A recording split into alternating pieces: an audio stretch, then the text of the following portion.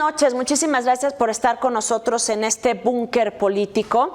Le agradezco como siempre el favor de su atención y le reitero que el búnker político es un espacio de entrevista, de charla, de mucha tertulia con actores que contribuyen al desarrollo de nuestra sociedad, políticas, políticos, especialistas, diputadas, diputados, mujeres y hombres que marcan la pauta en el quehacer y en la agenda de nuestro país, y siempre le digo también de nuestro estado, de nuestro país, porque muchos de ellos lo hacen desde el Senado, desde el Congreso de la Unión, desde sus trincheras.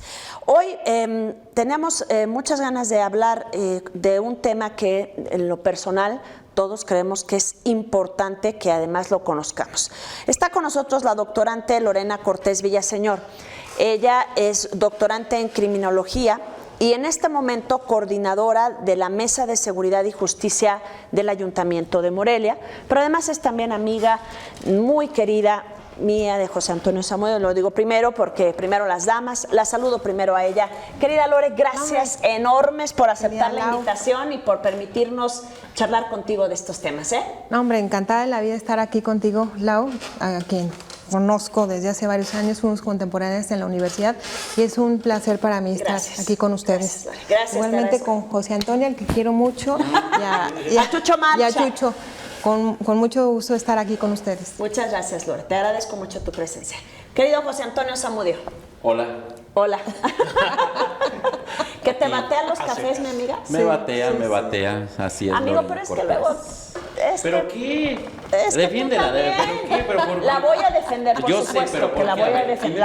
Pues porque luego tú le invitas al café, pero estás cafeteando con otra dama. Entonces, ¿cómo se le hace? Ok, Chucho, bienvenido. Hermano, buenas noches. Hermano. Qué lección tan presurosa la del día de hoy. Tenemos ahí, dice, no me acepta el café, pues si la vemos cafeteando todo el día con una dama o con otra. Son relaciones públicas, son relaciones públicas. Son relaciones públicas, exactamente. Mi querido, gracias Chucho Marcha, qué gusto. Gracias, Lau, buenas noches. Es un gusto tenerlos aquí. Y vámonos porque queremos abrevar del conocimiento de Lore, que tiene muchos años, más de 2 décadas estudiando estos temas en materia de seguridad. Y yo primero que nada te quiero preguntar, Lore, porque además tengo la impresión, y yo creo que lo comparten mis compañeros de la mesa, que el tema en este momento más sentido de la sociedad mexicana es el tema de seguridad. Y cuando llega un nuevo gobierno, venimos de los abrazos y no balazos de esta estrategia o de esta así la política, y vemos a la presidenta elegir a Omar García Harfuch y bueno, y además sumar a la Guardia Nacional en este tema. Lo primero que queremos saber es cómo se mide o cómo ves desde tu óptica académica y obviamente de especialista un plan nacional de seguridad de este calado. Bueno, decir de saque que me parece muy importante que la presidenta Sheinbaum en sus primeros días de gobierno haya anunciado una estrategia de seguridad que no lo vimos así cuando el presidente Obrador. Eso creo que es de saque una muy buena noticia porque están presentando una estrategia al final del día, que ya entraremos en detalles, y que rescato de primera mano de pronto que se pusieron una meta de los primeros 100 días.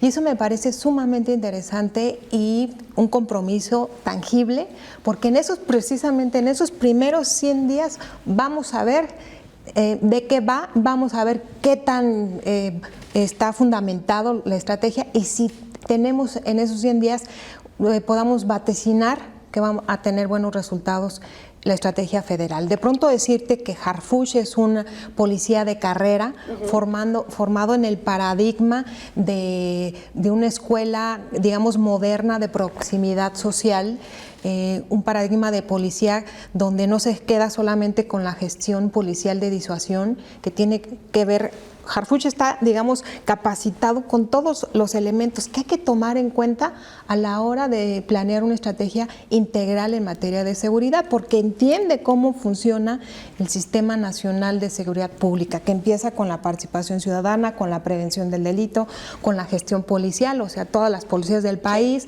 las fiscalías, los jueces y el sistema de readaptación social. O sea, trae toda la paquetotote. ¿No? Mira, cuando dicen es experto en seguridad, yo tengo mis reservas, porque justo ser experto en seguridad implicaría entender todos los eslabones de la cadena de la seguridad, y es un mar de cosas porque cada eslabón tiene su propio marco jurídico de actuación y su propio marco conceptual, las teorías que explican, por ejemplo, la readaptación social, la pena, Foucault, etcétera, por ejemplo. Entonces, Harfuch trae toda esa película, tiene experiencia en todos los eslabones y sobre todo tiene un equipo que ha estado en las primeras, digamos, ligas en todos estos eslabones de la cadena de seguridad. Señor, Chucho, Pepe. Sí, bueno, pues antes que nada, gracias, Lore. Qué bueno que te das una visita y que nos das un momento de estar aquí con los humildes, porque pues tú ya estás en esferas muy altas, eres inalcanzable, pero no voy a sacar aquí mis traumas, ¿verdad? No, creo que no es el lugar. No es el lugar, creo que de no que es el momento, con tus reclamos amorosos, José Antonio, compórtate. Así es. Pero bueno, entonces, yo sí quiero primero celebrar que estás con nosotros, Lore, así como Laura. Bueno, pues tengo el honor y el gusto de conocerte ya desde hace algunos ayeres, mi querida Laurita. Algunos. Yo creo que vas compitiendo con Lore en cuanto a tiempo, ¿eh? Sí, ahí el derecho de antigüedad, ahí se va a ir. Ahí nos vamos dando, ¿eh? Ahí se va dando. Ahí que tenemos que meter un amparo para ver cómo va a estar. La cosa va a estar complicada con los amparos. Así es. Pero bueno, quiero hacer este contexto. Lorena Cortés Villaseñor, desde épocas de la universidad, más o menos 94-98, empezaba con los temas que acaba de mencionar, que es parte del paquete de Omar García Harfuch, que creo que es uno de los hombres más poderosos, y no me refiero al poder como tal, sino poderoso en el sentido de las decisiones del país. Incluso en esa materia. Así es. No quise yo decir el segundo a bordo, tercero a bordo, no, porque no es así, sino uno de los hombres más importantes en la administración de Claudia Sheinbaum. Lore dijo algo importante: la prevención del delito. Y lo hemos comentado contigo, Laura, contigo, mi querido hermano, en el sentido de no se necesita un policía para que vaya y ponga las sanciones, se necesita precisamente irse a la raíz. Lorena, que bueno, pues es estudiosa no solamente de la licenciatura, maestría, y que ahora ya estás en el doctorado, sabes perfectamente que debemos de irnos al origen de los problemas. En la universidad empezaba precisamente en el gobierno de Tinoco Rubí con el tema de la prevención del delito, y era un departamento, Laura, creo que era más grande tu baño que el departamento de prevención del delito. Era visto a menos, con todo respeto lo digo, con todo respeto desde acá lo digo, era visto a menos porque prevención del delito, es más, hasta nos burlábamos, ¿no? Decíamos, será prevención del deleite. ¿Por qué era el deleite? Porque son los que te andan parando cuando andas ahí con los amigos, las amigas, ¿no? Más bien. Sí. Pero es un tema que bastaron un par de años más para que se recobrara precisamente. Y ahora ya todos lo traen de moda. Ya todos los que se fungen como comisionados, secretarios, dicen, no, es que la prevención del delito, cálmate, ni le entendías, te burlabas tú. No, es que la cultura de la paz, que ya ahora también lo están metiendo. Pero Lore, yo voy a abordar 3 temas contigo: Federación, Estado y Municipio. Obviamente Morelia y los de las ciudades principales. Lore, ¿qué tanto hemos avanzado en prevención del delito y en atacar precisamente el problema de raíz en nuestra sociedad? Mira, querido Pepe Toño, tú le has puesto el dedo en una de las IES más sensibles del tema de seguridad, porque como bien dices, este tema es como, digamos, en la carrera de profesionalizar una especialidad, ha sido el de los más lentos, porque al principio, como lo señalas, era soslayado, que por cierto el licenciado Víctor Manuel fue el que incursionó en el tema de Michoacán, es el primer gobernador que habló que habría que prevenir más que castigar. Y entonces en ese tiempo estaba, recordarás, de procurador Jorge Eduardo García Torres. Y por su experiencia en la federación, lo que impulsó él fue una campaña muy sensible, que también es parte de algo importante que hay que hacer en materia de prevención. Y bueno, entonces se incursionó por fin en ese tema porque, digamos, tiene que ver con un cambio de paradigma, de no seguir insistiendo en atender las consecuencias, sino las causas. Y entonces entró al tema. En materia de prevención, históricamente se ha confundido con política social. Okay. Cuando nos dicen vamos a atacar las causas, pues vamos a ver que las familias tengan acceso a la educación, a la salud y al deporte. Eso en criminología le llamamos prevención universal. Okay. O sea, el Estado mexicano tiene la obligación de garantizar tus derechos a través de las instituciones, el derecho a la salud, al deporte, a la cultura, a la recreación y un largo etcétera, ¿no? Eso es prevención universal. Pero cuando le pones el ojo, digamos, criminológico, te vas a encontrar que la realidad de México, la realidad de Michoacán, tiene estándares de criminalidad muy, muy por encima de la media mundial. Estamos hablando que en México no duplicamos, sino tenemos 5 veces más el fenómeno comparado con la media mundial. Entonces, tienes que utilizar lo que en criminología le llamamos una estrategia de intervención comunitaria que focalice, hiperfocalice los grupos de mayor riesgo. Entonces ahí es cuando empezamos a tejer fino. Okay. Es cuando empezamos en la política pública, es decir, yo no voy a ir a invertir el recurso de, si tú me preguntas dónde vas a invertir los 100 pesos que tienes en materia de prevención, no voy yo a una escuela en una colonia que tiene estándares, digamos, aceptables de criminalidad, a invertir ahí el dinero con pláticas, que es lo que tradicionalmente se hace. Así es.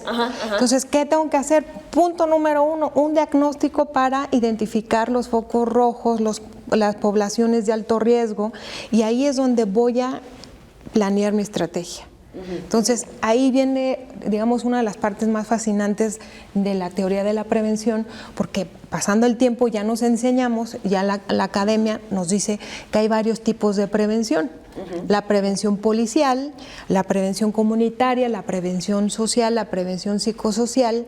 Entonces, uno como criminólogo hace un plan y dice, por ejemplo, en esta colonia hay un alto índice de jovencitas embarazadas. Entonces vamos a hacer un programa de prevención social vinculado a reducir el embarazo con niñas adolescentes, niños y adolescentes. Pero también tenemos un problema de alcoholismo en las esquinas y un problema de orden público por el abuso del alcohol y el uso de drogas. Vamos a vincularlo con la disuasión policial focalizada.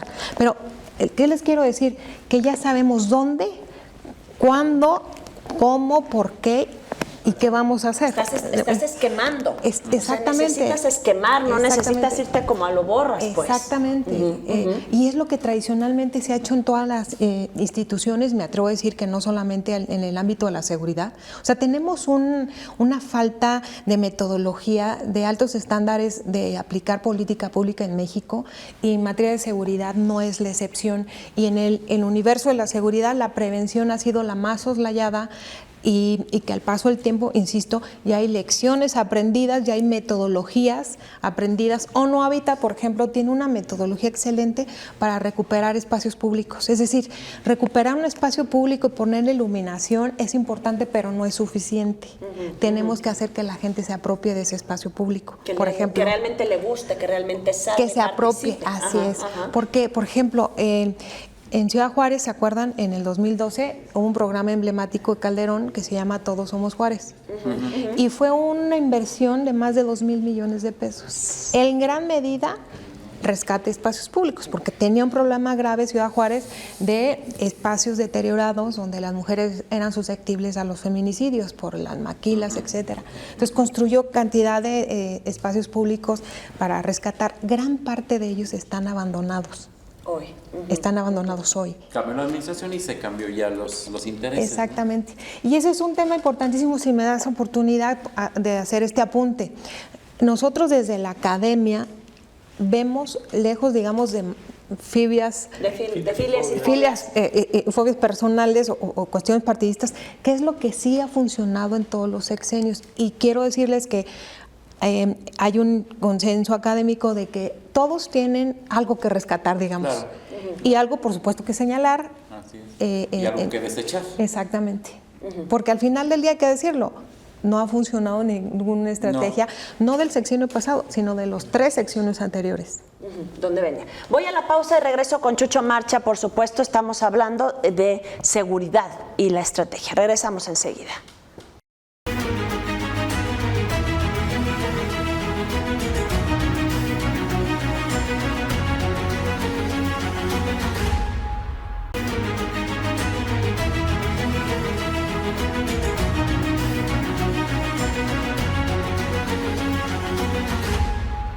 Ya estamos de regreso con ustedes, señor Chucho Marcha. Adelante, por favor. Gracias, señora Marín. Lorena, ¿en qué estamos fallando en materia de prevención del delito? Y digo, ¿en qué estamos fallando? Porque luego malentendemos que el tema únicamente refiere a las autoridades, pero creo que como sociedad es el otro gran paso que no estamos dando. Un componente esencial para la prevención es la participación ciudadana, por supuesto. Es más, los casos de éxito en materia de prevención ha sido donde la participación ciudadana está activa, donde los ciudadanos impulsan ese talante, digamos, de la participación comunitaria, vecinal, etcétera. Hay que hacer el clic con la metodología en materia de prevención, porque lo vuelvo a decir. Digamos, hay una tendencia de hacer comités vecinales a diestra y siniestra. Y la gente ya está cansada de reunirse en las esquinas, de escuchar la misma, digamos, cantaleta, si me permiten el término. Y no tenemos una metodología, no sabemos bien a bien, digamos, qué priorizar en nuestra colonia, porque cuando hablamos de seguridad y te vas a la calle, nos van a sacar temas de agua, de luz, de basura, de alumbrado público, y un largo etcétera. Entonces, hay una metodología de un criminólogo, para eso estamos los criminólogos, para eso que aportó una metodología que se llama policía orientada a la resolución de problemas. Es una metodología que surge de la policía de Estados Unidos y que tiene que ver que el policía se tiene que introducir en los territorios con un enfoque de proximidad social para entender la problemática local y vincularla con el resto del gabinete o de las agencias locales que dan servicios públicos. Entonces, son policía entrando a la comunidad. Exactamente. ¿Se acuerdan que había un término que se llama patrullaje? Era porque eran como un término que se acuñó porque era el de a pie, era que el policía andaba de a pie en las calles. Con una pareja así. Así es. Un policía haciendo pareja, caminaban. Y se fue alejando de esa proximidad cuando se sube a la patrulla. Y mucho más lejos cuando pues hay convoys que pues van armados hasta los dientes y que, ¿no? Entonces, en materia de prevención, digamos, el gran reto es que la ecuación sea metodología en materia de prevención más participación ciudadana igual a reducción de las violencias en primer punto, porque también hay que decirlo, luego, por ejemplo, hay programas que anuncian que, no quiero decir nombres ni programas, pero anuncian de que este programa social, con esto vamos a erradicar la criminalidad y lo que terminan es criminalizando a los jóvenes, niños que participan en orquestas musicales, ¿no?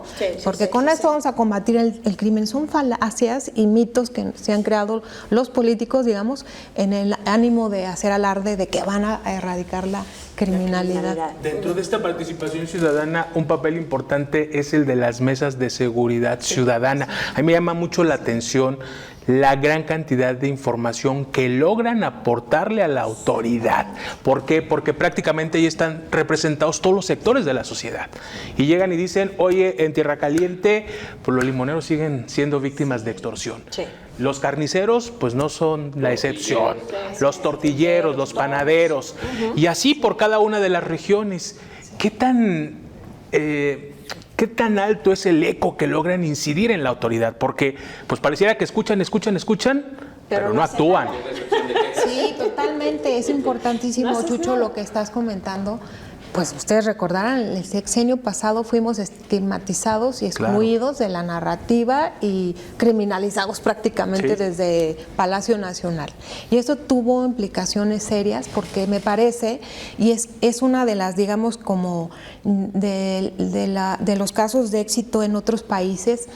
Por ejemplo, nosotros tenemos la tasa más baja en Latinoamérica de asociaciones civiles, de asociaciones civiles que hacen actividades comunitarias de todos los temas. Frente, por ejemplo, a Argentina, Uruguay. O sea, en México tenemos menos participación ciudadana, contrario a lo que uno pudiese imaginar. Sí. Entonces, esa, digamos, descalificación que sí se padeció en el gobierno federal, en la administración anterior, sí afectó mucho porque se soslayó también el gobierno del Estado, soslayó como esa participación desde descalificaciones de que, por ejemplo, pues ellos qué saben en materia de seguridad, ¿no? ¿Qué nos van a venir a aportar? Y como bien dices, pues, aportan la realidad en el territorio. Y no hay, digamos, afectación pequeña ni grande en materia de seguridad, todo importa. Y no hubo los espacios que yo creo tienen que haber, que son legítimos, además es un derecho constitucional. Claro. Además hay una exigencia porque yo, por ejemplo, les digo a los compañeros de la Mesa de Seguridad y Justicia de Morelia, pues tú nos has acompañado. Yo vengo a representar a las vecinas, vecinos que no tienen acceso al poder. O sea, a las vecinas donde no pasa una patrulla, donde no tienen alumbrado público, venimos a representar lo que más le duele a la sociedad. O sea, no vengo a hablar de Lorena en mi persona para tener acceso, porque también hay que decirlo, mucha gente luego se sienta en esas mesas para tener acceso. Y para salir en la foto, ¿eh? Para salir en la foto, o para tener el teléfono del secretario y pedirle un favor. También yo, con todo respeto, les he dicho a los compañeros, a ver, no ocupen un lugar para fines personales, hagan fila ahí en la oficina del funcionario, ¿no? Es decir, también tenemos que elevar el nivel del debate en materia de participación. Y quienes estamos participando, creo yo, lo tenemos que hacer con una firme convicción de que queremos que haya un cambio. Y eso tiene también un costo, pues, de pronto, ¿no? Porque, por ejemplo, nosotros mañana tenemos nuestra sesión plenaria en la 21 Zona Militar.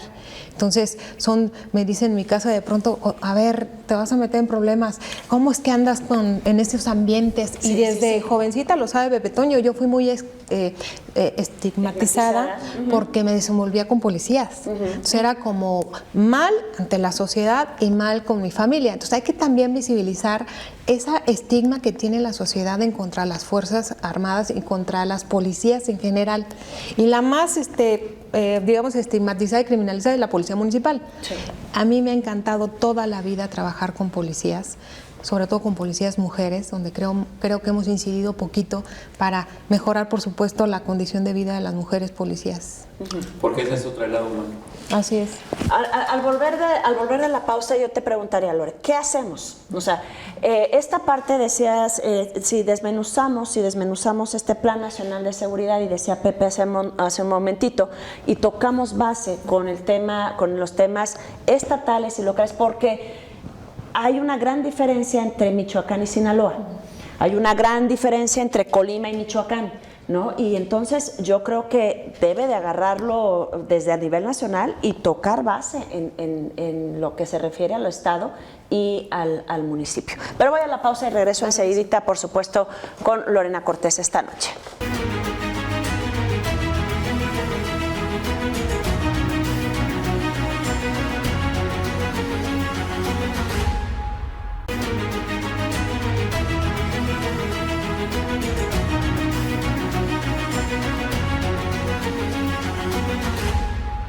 ¿Qué se puede hacer, Lore? ¿Qué se puede hacer? ¿Cómo lo calificarías, sin files ni fobias, en relación a quien gobierna? Porque, como bien dices, no ha sido del presidente Andrés Manuel López Obrador, sino también fue Peña, y también le pasó a Calderón y a Fox. O sea, hay una descomposición que se ha venido dando, y es también cultural, ¿no? O sea, la gente idolatra, o sea, los ven como héroes nacionales. Sí, Galtún lo explica muy bien, experto, estudioso del fenómeno de las violencias y de los conflictos en el mundo, y dice justo que la violencia cultural justifica o legitima en gran medida la violencia directa o la violencia estructural. Entonces, ahí el rol de la sociedad es muy importante, visibilizar qué tan tolerantes somos a la violencia o qué tanto hemos banalizado la vida, por ejemplo, o haciendo apología de las violencias, apología del culto al dinero, apología de una serie de comportamientos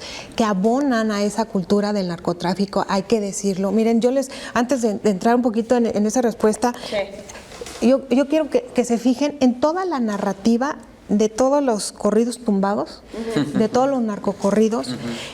Yo he estado cualquier cantidad de veces en Apaxingán. Y tú ves, imagínense ustedes, yo escribí un artículo donde digo, en la sociedad somos fábrica de delincuentes, porque imagínense, ya tenemos 2 generaciones de niñas, niños en Michoacán, en México, que han convivido con violencia simbólica. Todo el día escuchan narrativas en la música de violencia, de temas hipersexualizados, de la cosificación de los cuerpos de las mujeres, de un tema de aspiracional a ser parte de un grupo de grupos del crimen organizado.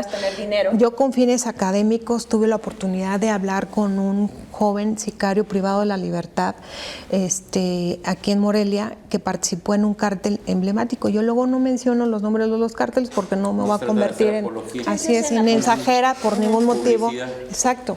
Y este jovencito me platicaba que incursionó por ahí de los 12 años de edad.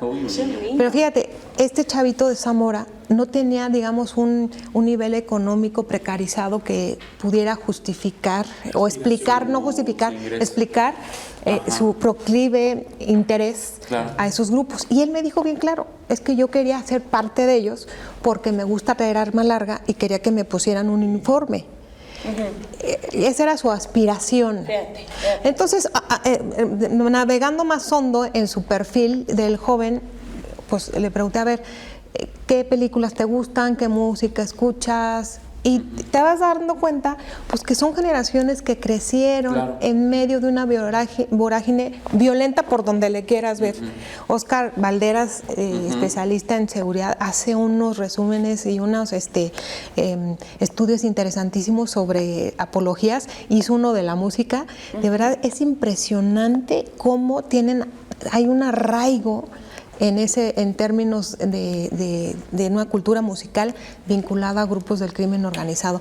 Entonces, un poquito contestando tu pregunta, Lau, ¿qué vamos a hacer? Mira, son un montón de cosas, pero de pronto haciendo un intento esquemático, Harfush sabe perfectamente el diagnóstico en general, no en particular, del país. Nosotros tenemos el gran reto de la delincuencia organizada.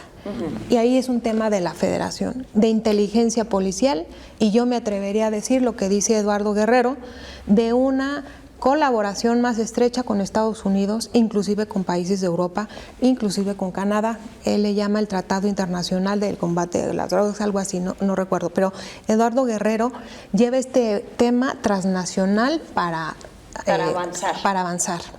Estoy hablando en cuanto a grupos de delincuencia organizada, para contener la violencia letal, porque la explicación de tanta violencia letal en México es vinculada a la disputa territorial de estos grupos fuertemente armados. Acto seguido, el grueso de los delitos en México son de convivencia ciudadana, son del fuero común. Más del 90% de los delitos son del fuero común. Pero también hay que recordar una cosa que nos dice el INEGI. Fíjate, cada año se cometen cerca de 30 millones de delitos y solamente se denuncian 10 promedio. Y de esos 10 millones solamente se judicializan como 3. Y el 1% logra una sentencia condenatoria. O sea, de 30 millones solo el 1%. Nada.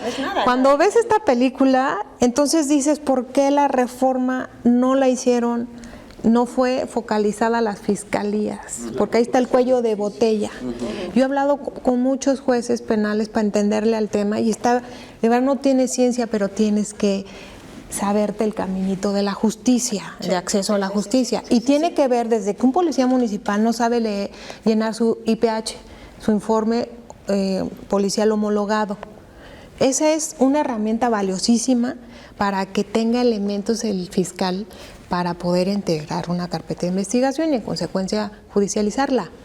O sea, fíjate, no estamos preparados de eso que pareciera sencillo, salvo algunas corporaciones, porque también hay que decir que hay casos de éxito, como me parece la Policía Municipal de Morelia. El comisionado Cusi me parece que ha acertado porque pues es especialista en el tema. Si me preguntas qué hacer, juntemos a los que saben. Como lo haces cuando llevas un paciente al hospital. Sí, que vaya al cardiólogo. Se está muriendo. Se le viene el llevas y le haces un diagnóstico. Sí, le haces un diagnóstico. Exacto. Ese es México, es un cuerpo enfermo que hizo metástasis el cáncer de la delincuencia organizada. Hizo metástasis. ¿Cuál es el síntoma? La violencia letal. Sinaloa. Sería el mejor ejemplo Sinaloa. O sea, ¿de qué sería? ¿Michoacán? Pues fíjate que yo creo que son varias regiones. Yo no quisiera decir como el mayor ejemplo para no estigmatizar, digamos, de pronto, pero sí hay... O sea, me refiero a por lo que vemos. Sí, ¿no? sí, o sea, sin duda, sin duda. Una sin ciudad, duda. por ejemplo, Culiacán, Sin duda, paralizada sin porque duda. se están matando entre ellos mismos. Así es. Pero además también matan Sin duda. a gente de la sociedad civil, ¿no? Así es. ¿No? Y lo platicamos hace un momento, cómo estos cárteles han logrado una base social, porque han llenado huecos que el Estado mexicano no ha llenado. Entonces, eso hay que decirlo. Entonces, desde que arreglan caminos rurales, desde que colaboran con la construcción de clínicas y escuelas, iglesias, se van ganando esa base social. Un estudio de Alejandro Ope en la revista Science, muy reconocida en Estados Unidos, con otros colegas, que ahorita no recuerdo su nombre, publicaron que la transnacional más de las transnacionales más grandes en México pues son los dos grupos hegemónicos de los cárteles en México, que tienen presencia en más de 60 países y que ocupan, emplean, digamos, están tiendas grandotas que ya sabemos, y el tercer empleador son ellos. 350 jóvenes a la semana en promedio están reclutando los grupos del crimen organizado. Entonces, eso me da pie para decirte lo segundo, Lau. La prevención se hace en el territorio. La federación tiene que hacer la labor de inteligencia. Y la prevención es en el territorio. En los municipios. En los municipios, porque ahí es donde vamos a, como decía hace un momento, a diagnosticar dónde están esos grupos de alto riesgo susceptibles a delinquir. Y dice la teoría de las carreras delictivas, que son regularmente aquellos núcleos criminógenos que están vinculados ya a gente privada de la libertad. Eso se llama prevención terciaria. ¿Y tú has escuchado algún programa que tenga que ver con ese tema? Hablar con sus, Así es. Con sus hermanos. Hay un acompañamiento, o sea, el sistema penitenciario lo tiene muy limitado, pero no con un enfoque de prevención. Lo que buscamos los criminólogos es que el hermano del fulanito, del Chapo, el hijo, no siga esa carrera delictiva. Porque fíjense, hay una ley que aplica, y esto lo dice Bernardo León Olea, lo explica muy bien, la ley Pareto. También se cumple en seguridad, digamos, el 80% del fenómeno lo produce el 20% de ese fenómeno. De 80-20. Así es, la ley Pareto. Entonces, eso es una buena noticia en términos de seguridad, porque sabes que no está generalizado, que no está por todos lados, sino que es un 20% el que genera el 80% de la violencia y el delito. O sea, no es de que México tiene más de 128 millones de habitantes, no es que sean 80 millones de delincuentes, para nada. O sea, de hecho, hay mediciones que ahorita no traigo bien los números, que hablan de cifras. Por ejemplo, aquí en Morelia, los generadores de robos, los focos rojos son los Oxxos. Y supongamos, no sé cuántos Oxxos sean allá en Morelia, pero de 80, los focos rojos son 5. Y esos son los que te disparan el indicador de robo. ¿No? Sí. O sea, estamos hablando que tenemos que hiperfocalizar el fenómeno, actuar en consecuencia, vinculando los 3 órdenes de gobierno, cada quien con sus tareas. Al municipio le toca el orden público, la prevención con la participación ciudadana, pero insisto, rápido, no una prevención generalizada, no es política social, no es regalando becas, no, eso es otra cosa, digamos. La prevención tiene que ver con un método, con focalizar, con trabajar con grupos de alto riesgo, siguiendo una metodología. Por ejemplo, hay una metodología, hay un programa en Estados Unidos muy importante que se ha multiplicado en varias partes del mundo que se llama Curb Violence, que es trabajar con jóvenes que ya tuvieron un conflicto con la ley. Que ya se enfrentaron a eso. Por alguna razón, vas tú, tienes una base de datos, una sistematización de jóvenes que tuvieron un conflicto con el juez cívico. Bueno, a ese hay que llamarlo un programa, porque te está diciendo necesito ayuda. El caso del jovencito sicario que platiqué con él en Zamora, fíjate, me dijo, no hombre, yo caí a barandilla en Zamora como 8 veces. Ajá, y fíjate, el Estado no lo vio y nunca fue. Sí, exactamente. Que fuera creciendo exactamente, el delito, ¿no? Que además Ese recientemente son menores de edad los que recurrentemente está utilizando la delincuencia organizada. Claro, para poder que salgan rápido, ¿no? El tratamiento penal es diferente, claro.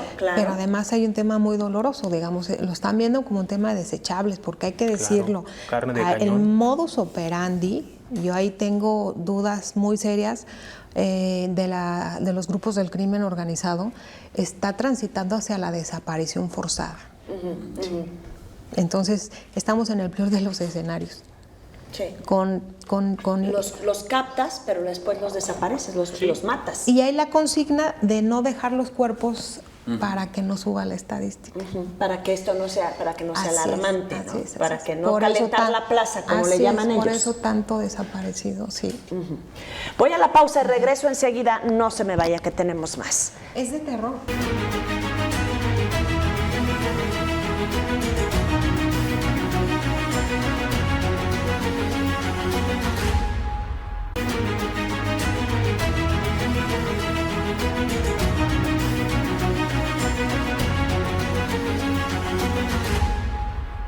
Ya estamos de regreso con todas y todos ustedes platicando con nuestra especialista esta noche, con Lorena Cortés Villaseñor. Chucho. Lorena, ¿qué podríamos esperar de esta estrategia que han anunciado para los primeros 100 días del gobierno de la presidenta Claudia Sheinbaum, donde Michoacán tiene una participación especial con el tema de la extorsión a los citricultores en la Tierra Caliente? ¿Qué podríamos esperar? De entrada, yo celebro que ya tiene nombre, apellido, focalizada cada una de las regiones de Michoacán. Bueno, es Tierra Caliente, pero los municipios, que pareciera... Pues en la historia todos lo sabíamos, menos la autoridad, hasta ahora que presentaron este mapa. Sí, claro. Y yo tengo serias reservas de que por qué presentan a los objetivos, que prácticamente le están avisando que vamos por ustedes, pero bueno, quiero confiar en la inteligencia de la Federación.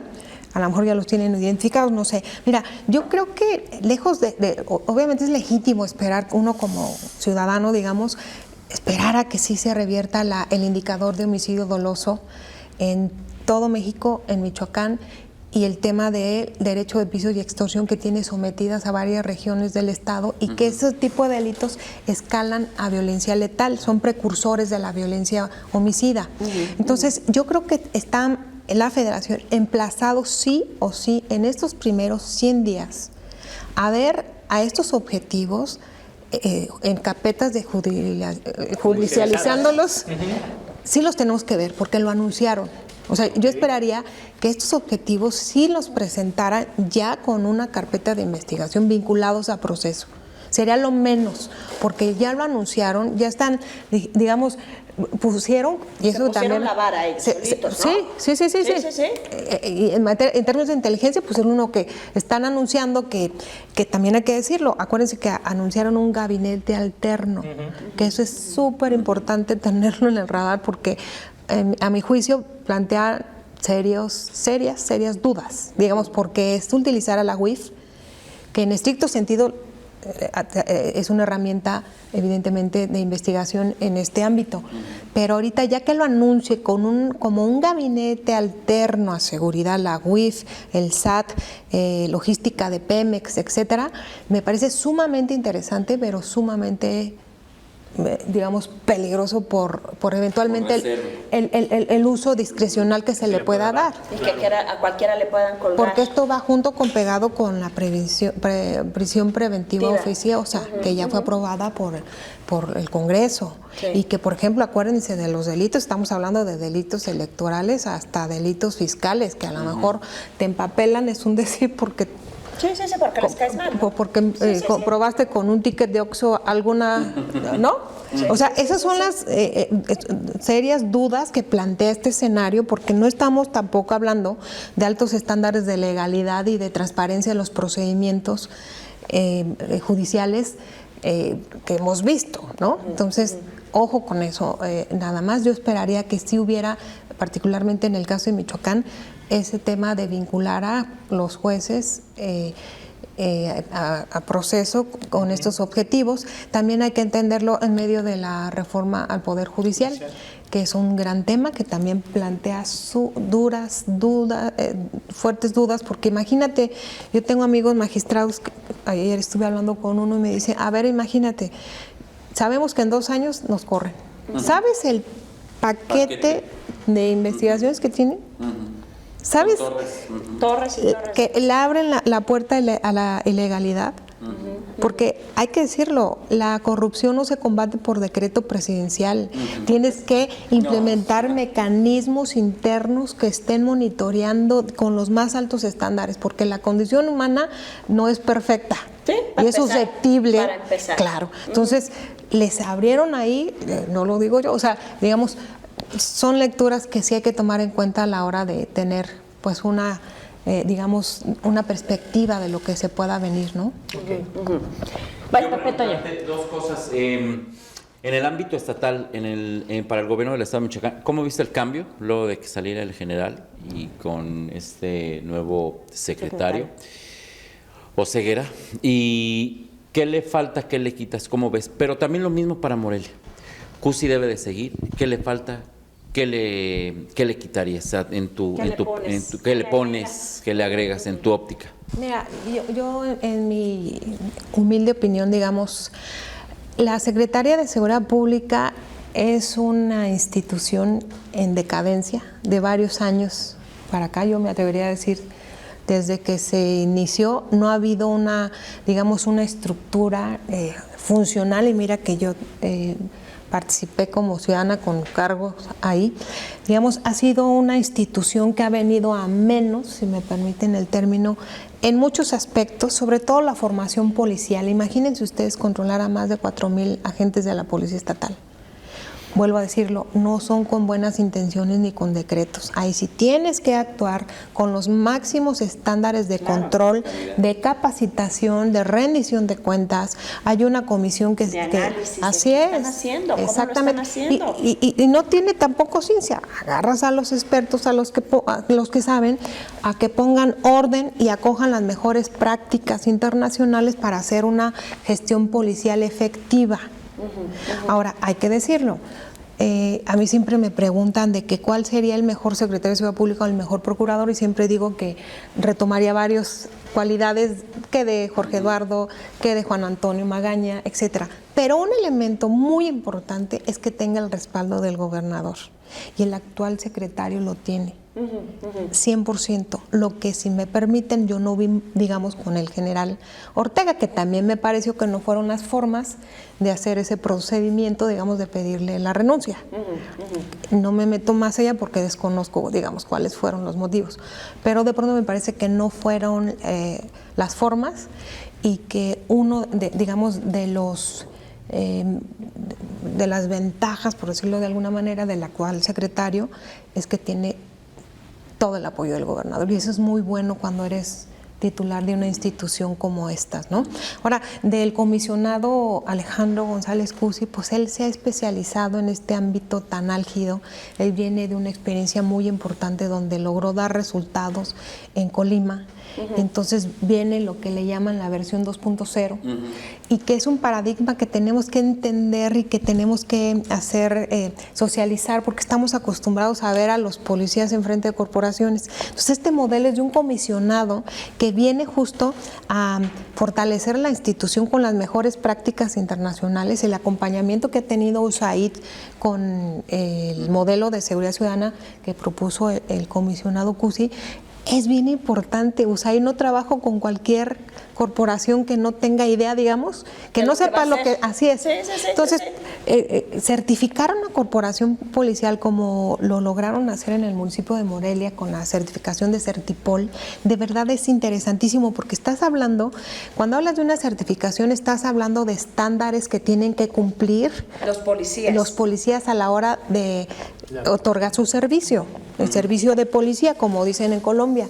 Entonces ya Morelia tiene 57 estándares, si no me equivoco, un poquito, uno más o menos, pero eso habla de que un policía de Morelia sabe cómo reaccionar. Digo, hago un paréntesis, ningún modelo es infalible, todo es susceptible a errores, porque estamos hablando de condiciones humanas en un escenario de seguridad que es sumamente álgido y estresante y un largo etcétera. Entonces, me parece que el comisionado por supuesto que tiene que seguir, porque ese ha sido otro de los, digamos, en política pública, hay como ese estigma de que lo que se hace en una administración tenemos que volver, ¿no? Lo desechas exactamente inmediatamente en la otra, y así no se puede. Así no se puede. Entonces, que yo creo que obviamente se tiene que dar continuidad, no solamente continuidad a este modelo, sino se tiene que replicar a otros municipios de Michoacán y del país. Que así tendría que ser. Por supuesto. Pues Lore, yo creo que nos quedamos con un excelente sabor de boca. Espero que podamos seguir charlando de esto, porque deseamos lo que más le duele a la sociedad, ¿no? Porque si no tienes seguridad no puedes trabajar, si no tienes seguridad no puedes mandar hijos a la escuela, si no, o sea, es una situación que hoy ya es apremiante. Claro. Es apremiante. No podemos vivir con miedo. No. Y eso es un lastre social. Y está demostrado que trastoca las habilidades de las personas el miedo. O sea, no rendimos lo mismo, nuestras habilidades cognitivas merman cuando tienes miedo. Entonces, no, y si eso se ve en las ciudades, imagínate lo que ves en los municipios. Así es, ¿no? Totalmente. O sea, imagínate lo que sucede. Así es. Gracias por tu presencia con nosotros, no, hombre, Lore. Te esperamos muy pronto. Si nos ayudas para seguir entendiendo este tema y seguimos aquí contigo, Lore. Te agradecemos mucho tu presencia en el búnker, querida Lorena Cortés. Gracias, mi querido Pepe Toño. Sí, nos quedamos con varios puntos interesantes. Me quedo con las generaciones que han crecido con estas músicas. Nosotros crecimos con Yuri, ¿te acuerdas de Osito Panda Uno Anda? Sí, ¿no? No, bueno, y ahora las nuevas generaciones ya que y no sé qué. Dicen, claro, entonces, la estigmatización es un tema también. bien interesante de cómo han crecido las generaciones. Y otro tema. Y a lo que aspiran las generaciones. Y a lo que aspiran las generaciones. ¿No? Y otro tema también, la seguridad, ¿cuántos votos genera? Así es. ¿Por qué? Porque no es lo mismo de estar inaugurando obras, carreteras y demás, que es cuando dice, no, sí están haciendo. Y es cuando ahí el enfoque también debe de tomarse en cuenta, ¿no? Entonces se quedan muchos temas. Gracias, Lore, y ojalá que haya una próxima. Ojalá Por supuesto. que sí. Gracias, señor Macha. Gracias, señora Marín, hermano. Hermano, gracias. Lorena, muchas gracias. Usted una extraordinaria noche. Nos vemos pronto en el próximo Búnker.